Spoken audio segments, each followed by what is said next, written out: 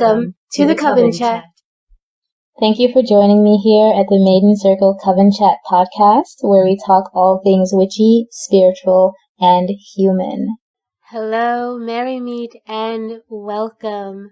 Today we are celebrating Halloween. In this episode, we'll discuss a couple of the different names and origins of Halloween, different ways to celebrate it, and what makes it so special. I would like to start this episode, before we get into our fun facts, to read a poem. In many places, Halloween is a day to celebrate those who have passed on, to celebrate the dead, to honor them, to send love to them. In some traditions, we practice things called a dumb supper, and this day is very death-focused. And because Halloween tends to be such a joyful time, we don't necessarily touch on the grief of loss, but that is a factor when it comes to death. When it comes to honoring our passed on loved ones, there is going to be grief involved. So I wanted to read a poem with you called Grief by one of my most favorite poets from yesteryear, Elizabeth Barrett Browning. So after the poem, we'll go into our fun facts, we'll have our musing of the day, and maybe we'll even have something a little fun for you. Let's get on with the show. Grief by Elizabeth Barrett Browning. I tell you, hopeless grief is passionless, that only men incredulous of despair, half taught in anguish, through the midnight air beat upward to God's throne in loud excess of shrieking and reproach. Full desertness, in souls as countries, lieth silent bare under the blanching vertical eye glare of the absolute heavens. Deep-hearted man, express grief for thy dead in silence like to death, most like a monumental statue set in everlasting watch and moveless woe till itself crumble to the dust beneath. Touch it, the marble eyelids are not wet. If it could weep, it could arise and go. So there you have it. It's very short, but I encourage you to listen to these words, look it up, and really think about what she's saying about grief here. Take a quiet moment, and let's move on with our fun fact. Pagan fun fact. Here's your fun facts now. Today, we have a list of fun facts, all from the book A Witch's Halloween, a complete guide to magic, incantations, recipes, spells, and lore by Jarena Dunwich. I used these fun facts during a party some years back, and I've kept them around, and I thought what better time to break them out than now. Fact 1. The Churchyard Walker. In Somerset, England, it was once believed that if a person lingered by the church gate at midnight on Halloween to watch for apparitions of the people who would die in the coming year, they ran the risk of becoming the churchyard walker. The walker is a ghostly guardian of the graveyard, and they would need to remain in that form until someone else was foolish enough to disturb the dead on All Hallows Eve. Fact 2. Prayers to the sun. In ancient times, many pagan folks from around the world observed Halloween by offering prayers and thanks to their solar deity for the harvest.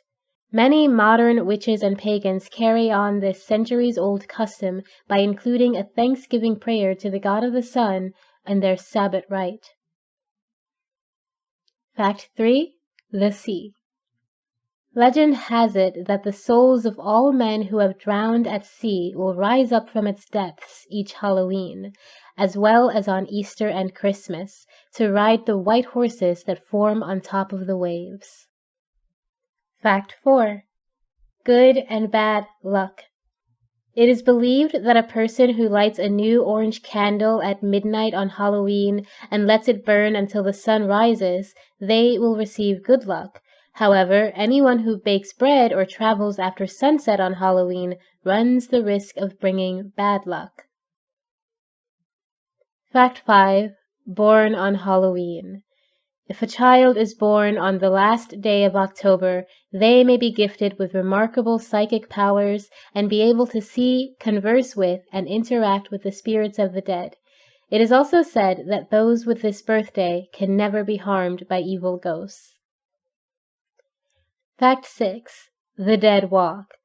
In many parts of the world, it is still believed that Halloween is a time when the restless spirits of the dead return to warm themselves by the fire. They return to the spirit world at dawn. It is unwise to try to prevent the dead from returning, and a curse is said to come upon those who interfere with the dead.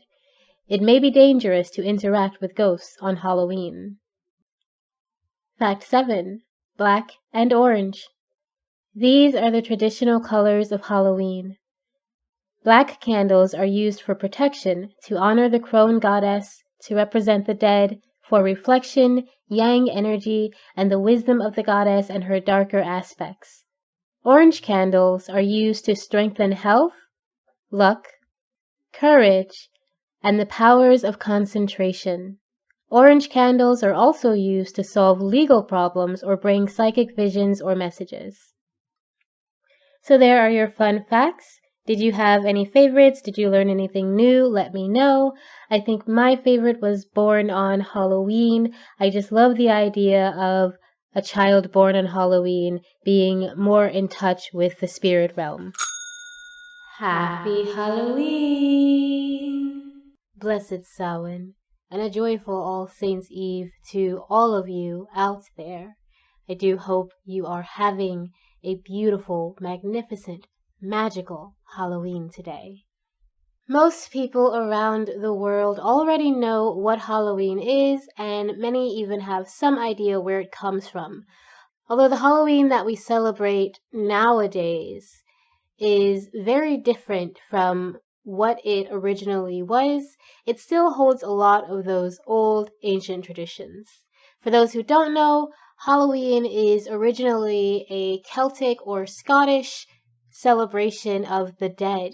It was a day when the Celtic people, the Scots, the Irish, the Gaelic-speaking peoples, and all those under that Celtic umbrella would celebrate and honor their passed-on loved ones.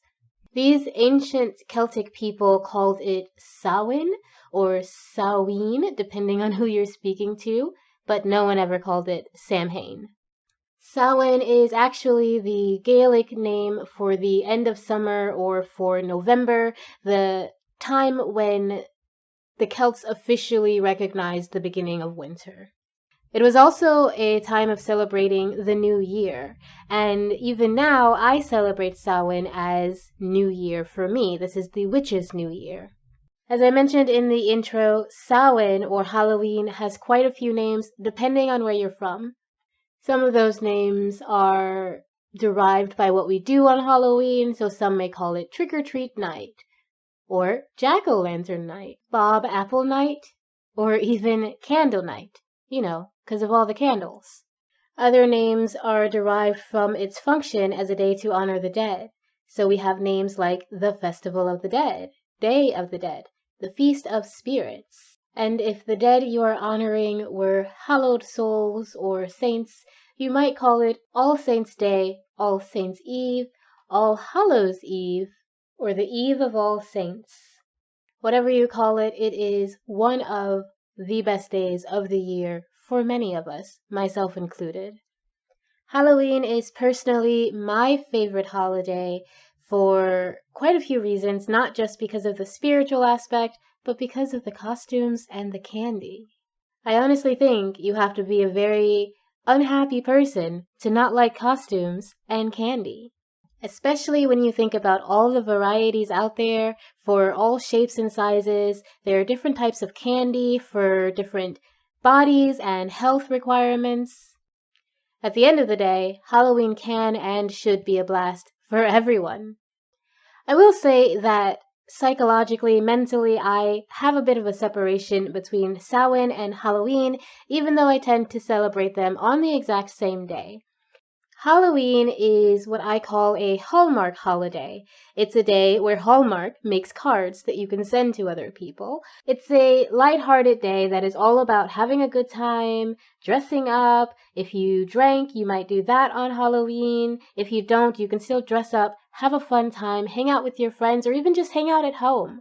For me, it's very important to celebrate that day and just make it a good time, regardless of whether I have plans out or in. And did I mention the costumes? I love making costumes for Halloween. I'm not able to do it every year, especially these last couple of years due to the global situation. I've not gone out and I've not really dressed up. What I have done is take those days to do something special for myself, and every now and then I might have worn a cloak or put something on that wasn't necessarily a full costume, but was different from my everyday wear, just to feel festive. As I said, I do celebrate Samhain on the same day. So on Halloween/Samhain, I do tend to also have a ritual. Sometimes I do it on my own, sometimes I lead ritual in groups, and other times I just attend rituals. But again, it's all about making the day special and important. Samhain is a very sacred time, and this year it actually falls, I think, on November 1st or 2nd, but again, I'm going to be celebrating on Halloween. It is sacred because, as I said, we are honoring those who have passed on, and there is something that you'll hear around Halloween, people saying the veil is thinnest, or the veil is thin here. And essentially what they're saying is those who have passed on, who spirits may still exist on the other side of life, of what our current physical manifested existence is, they are more likely to reach out and communicate with us who are still on this physical plane. They may reach out through rituals, they may reach out through feeling, they may reach out in dreams, but we are more likely to be thinking about those who've passed on, so we're more likely to connect with those who've passed on at this time of the year. And of course, it isn't just on Samhain where the quote-unquote veil is thin. This is a period of time between now and Beltane. So even through Yule, there is a time when we'll be honoring our passed on loved ones, honoring our dead. And we will talk about Yule during that episode, but I think it is important to remember that all of our Sabbats, all of our pagan holidays are tied in and they're essentially telling a story. So for Samhain, we have the trees dying, we have the earth going into hibernation essentially. Yule is the peak of death. It is the full hibernation. It is essentially when the world is in REM sleep, if that makes sense. And then when Beltane comes along in February, it's an awakening. It's when things are coming back to life. So there is this beautiful progression that starts with Samhain, where we are honoring death while moving into a state of prolonged death or prolonged sleep.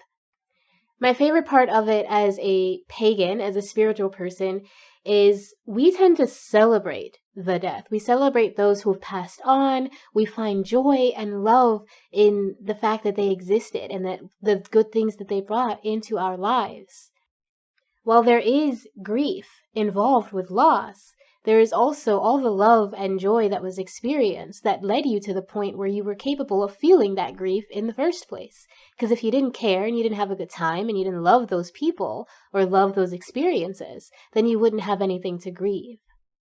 Our loved ones touch our souls, and after they're gone, they live on within us. We're richer for having known them. And on Samhain, we ask that their spirits watch over us with love. And in return, we honor them and we give them love. Some traditions for Samhain include a dumb supper, which would be placing a plate of food out on the table for your passed on loved ones. And you would leave it there throughout the night. You may join them, you may sit and have a meal, you could even talk to them. But you are honoring that they have added to your life. And once that ritual is done, you will dispose of the food in a proper way, or if it's a certain type of food and you have the right environment, you could leave it for a while. Just again, be aware of safety and don't let your pets eat it. Often, when we're talking about the dead, when we're talking about our passed on loved ones, we think about our ancestors. We think about people who died 50, 100, 200 years ago.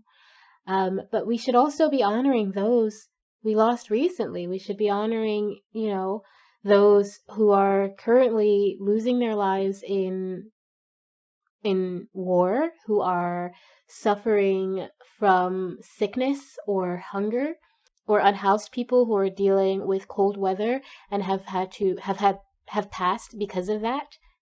We can, of course, honor our ancestors. We should be honoring our ancestors. But it is important to remember that every day humans come and go. Every day there is birth and every day there is death. And to just honor that process alone, it's important to accept it and to face it because this is also a good time to remember our own mortality. Someday I am going to die, and so are you.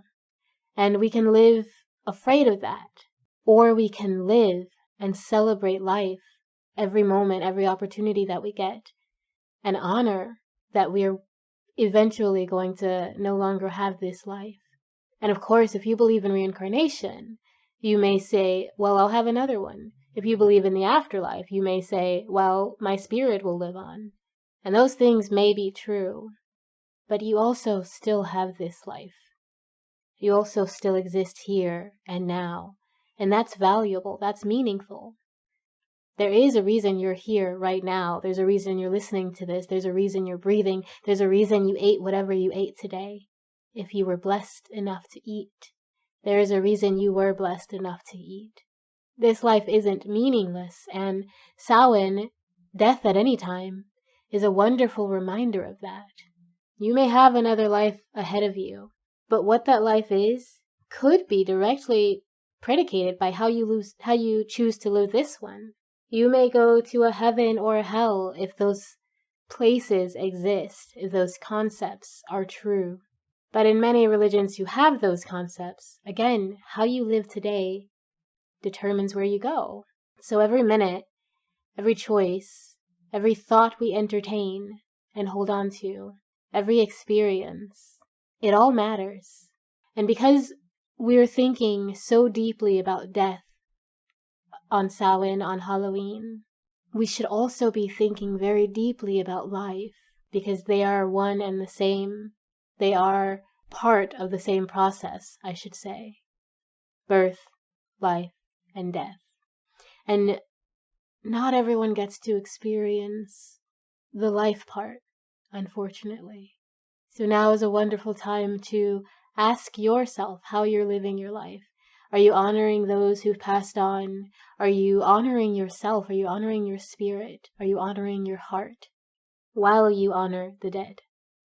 I think that celebration of life is why Samhain is such an uplifting time for me.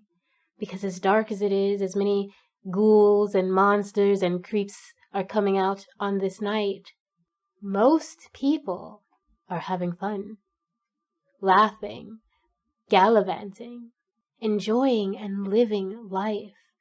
That's one of my favorite parts of Halloween, going outside and seeing all the trick-or-treating families, seeing all the teens and adults who dress up and have a good time, seeing all the joy this time elicits for people, because it isn't easy for many people this time of year, especially closer to Yule in December. There are a lot of people who find it melancholy, Christmas time, Yule. But just before all that happens, it feels like the whole world is having a great big costume party. And I love that so freaking much. So we have reached our tarot reading section for today's episode.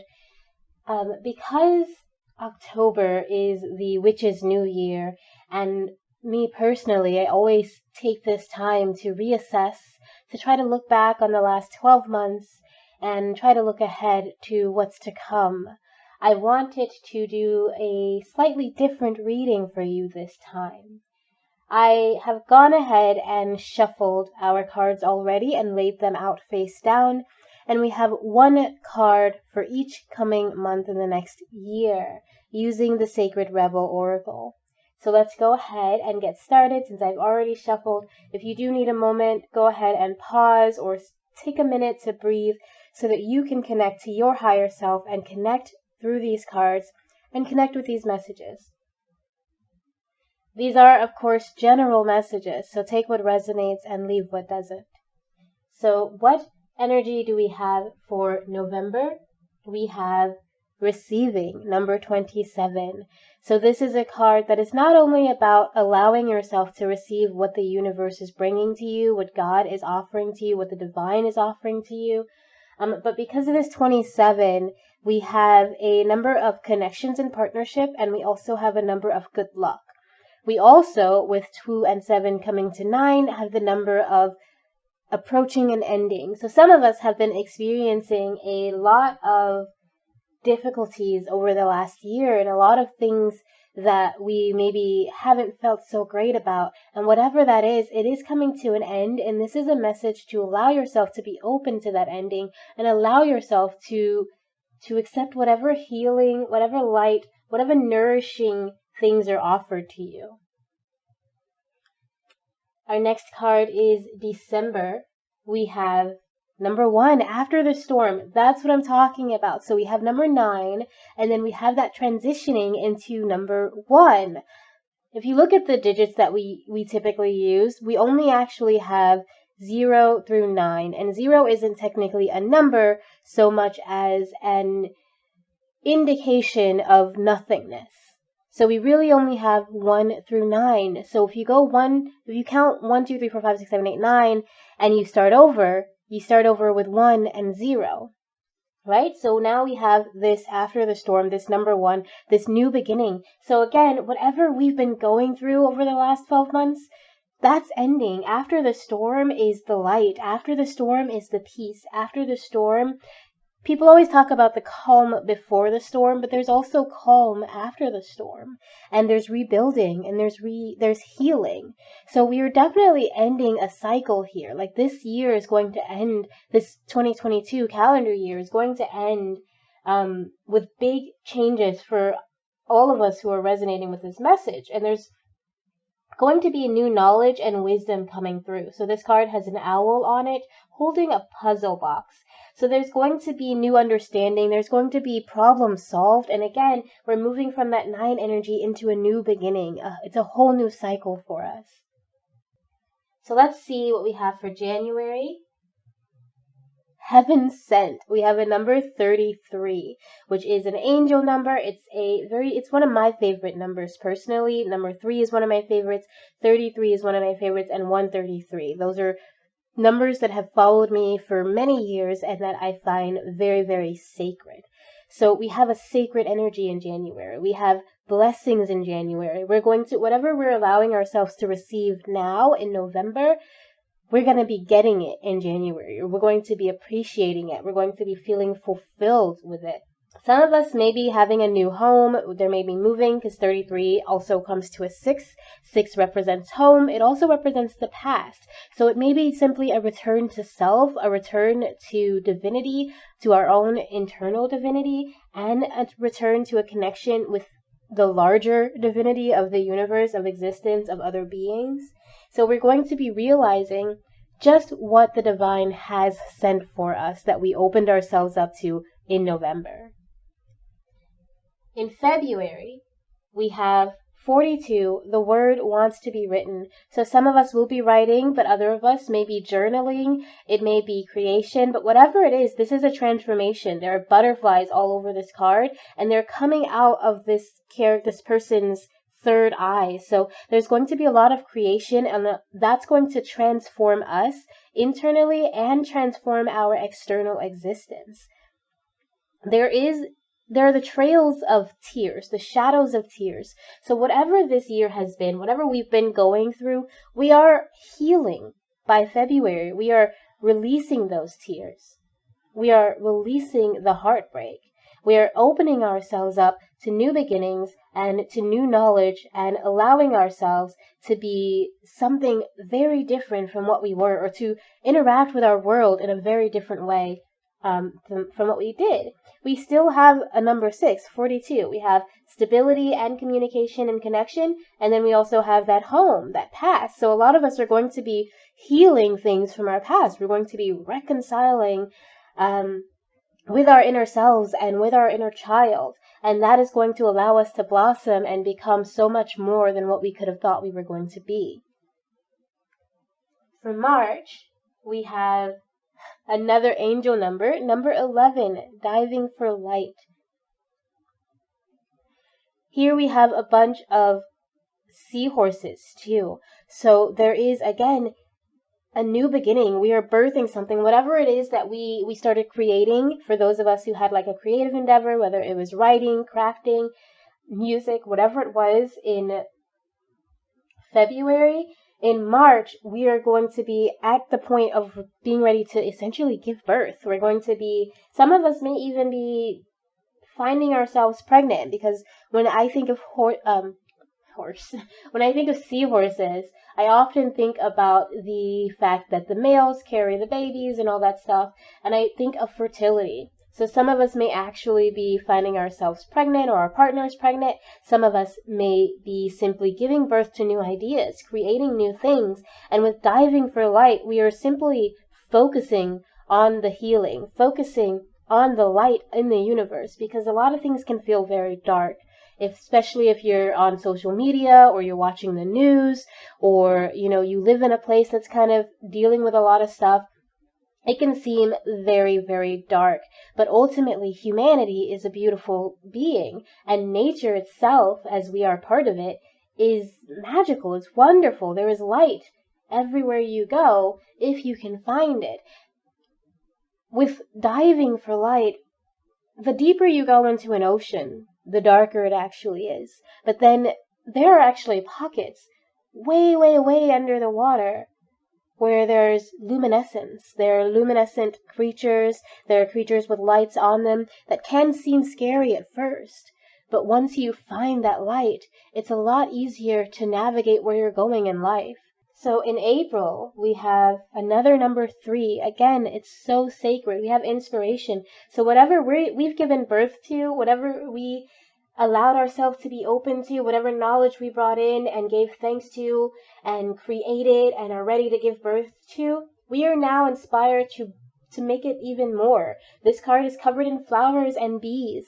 So it's not just fertility, but it's also blossoming. It's also blooming. And it's almost a cycle, we create and we are inspired by our creations to create some more. So that's what we're having by April. In May, we have big, bold vision, and there's another bumblebee here, and this time it's right in the center of her third eye. It's right there over her third eye, and under her throat chakra, we have a scarab. Scarab beetles are Egyptian beetles that I don't know a ton about. And when I think of them, sometimes I remember that scene from The Mummy where something, the beetles crawled under their skin. But scarab beetles, if I'm not mistaken, are a sign of abundance and a sign of richness and a sign of, if you think about ancient Egyptians, a lot of the times we think about the pharaohs and the gold and the pyramids. We think about all this grand majesty, this beauty. And that's what we're going to be having in May. With this number 15, it's another 6. So a lot of us are finding a new home and finding home within ourselves and within our spirits and within our crafts, our work, our activities. And that is bringing us to a place of wholeness, a place of fullness, a place of stability, a place of comfort and complete creation. In May, you are being asked to hold your vision. You are being asked to expand your vision. Whatever you were inspired to do in April, it's just going to get bigger in May, and it's going to be bigger than we imagine.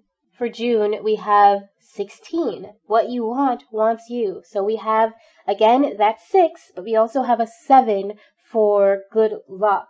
And this is saying, whatever vision you had in May, whatever you were inspired to create, in April, whatever you were looking for and birthing all this time, it's for you.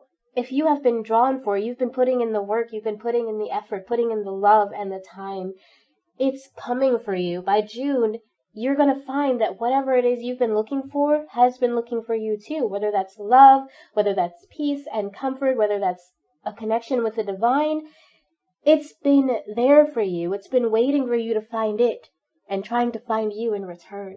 There's also a lot of good luck for you by June. In July, we have Going Beyond Normal, number 14.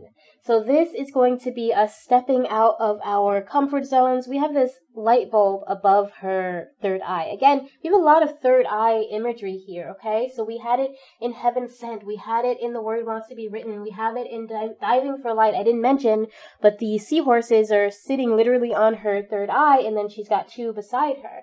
We have it in Big Bold Vision, okay? And then we also have it in Going Beyond Normal. So a lot of us are connecting with our psychic powers. A lot of us are finding balance within ourselves, and we're finding balance between our spiritual and mental selves and our physical and grounded selves.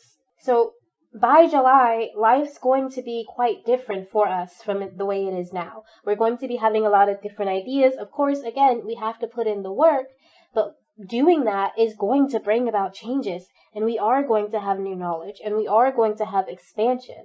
By August, we have our lucky number 7, Legacy of Light. So whatever we did, diving for light, whatever we were inspired to do, whatever our vision was this year, it's going to touch so many more beings than ourselves. So this could go back to our ancestors, and it could go down to our descendants. This could go out to our friends, our family. This could be strangers we just meet on the street. But whatever we have done this year, others are going to notice it. Others are going to feel it, and it is going to create a legacy of light. It's going to create a legacy of luck and blessings and healing. And we are asked in this time to look back at where we came from, and look back at our ancestors, and look back at who and what made us who we are and how we got to this point. And to, of course, give thanks for that, because we are so freaking lucky. For September, we have 37. So all of our lucky numbers, our 3 and our 7, coming together to create wholeness, to create a number 10, a new beginning, a number 1 with fullness, with absolution and new attempts. So we went from coming to an ending in November to having a new beginning in December to getting all the way to September, back to having that new beginning. Focus on the light.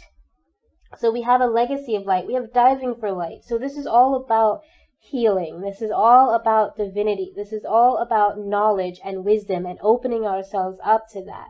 Here we have a sunflower as well. So there is the brightness of growth and the connection with nature, and this transition too, because sunflowers represent a blooming transition. It represents going from a bud to something big and bright and beautiful. And some people might think of sunflowers as dull or weeds, but they're not. They are so necessary and so wonderful. So yeah, in September, focus on the light. See light. Look at all, again, with Legacy of Light coming right behind that, it's saying again to keep looking at what you've created and what created you, where you came from. And finally, for October, we have Dream a Beautiful Dream. And again, that new beginning. We have 19, 1, 9, becoming a 10, becoming a 1, and this picture is a picture of a planet. So we have wholeness. Dream your beautiful dream. We are opening, so this coming 12 months, we're opening ourselves up to something new. And we are getting out of a dark, heavy energy. We're moving away from something that has not served us into our blessings. And we are creating, we are using our creative, internal, spiritual energy. We are using our third eye to connect with our intuition, connect with the divine, to create our own light, and to take light that exists within us and is given to us from the divine, and expanding it to inspire ourselves to create something big and beautiful. And we are learning to accept that what we're trying to create is meant to be created. Otherwise, we wouldn't be so dang gung-ho about it. We are going beyond what we're used to. We are expanding ourselves, and we are realizing that this legacy, this light that is within us, it comes from behind us and it's going to extend in front of us. It comes from above us and it is always going to be below us, as above, so below, as you have probably heard. And we are now focusing on that light. And then by the end of this new year, by the end of October, we have this beautiful, amazing, whole, full, well-rounded dream. This is a whole planet. This is wholeness. This is fulfilledness. And there's still more to come. With Dream a Beautiful Dream, it's saying that's not the end. It's yet another new beginning, and it's a beautiful new beginning. So we have 2 new beginnings in the next 12 months that are progressive. There's one that comes from being in a dark place, and then one that comes from finally seeing and accepting the light and being even more and more amazing, like more glorious, more bright than what we could have ever expected. So that is our tarot reading. This is so wonderful. I wish you the most amazing, magnificent year. Thank you so much for listening to me. Thank you so much for connecting with me and allowing me to connect with this magnificent, magical energy. And next week we will resume with our regular weekly readings, our general readings. But I do hope you enjoyed this one. Thank you. So that's our episode for today. Happy Halloween, blessed Samhain, etc., etc. I do hope you enjoyed this episode. Thank you so much for joining me. And I hope you enjoyed that beautiful reading. I'm really excited about this coming year. And it looks good. It looks real good. So, if you have listened this far and you've been waiting for something special and that reading wasn't special enough for you, then I've got something to share with you that I hope you enjoy. So, I do tarot readings, private tarot readings. I also sell a bunch of merch. You can find that on Etsy, but you can also find it in our Square store at maidens-circle-publishing.square.site. I will have that linked in the show notes. And if you go there for the next week, then you can get a discount on everything I offer using the code AllHallows22. That's ALLHALLOWS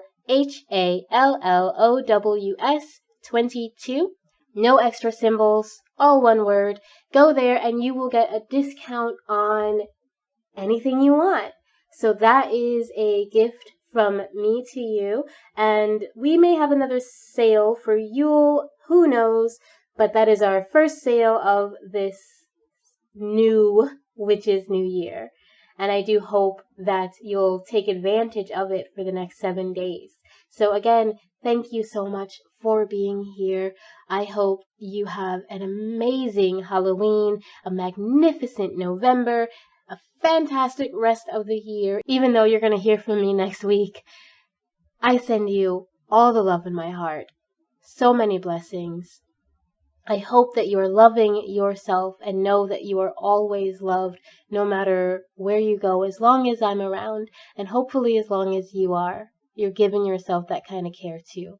So until next time, I wish you many blessings. Bye now.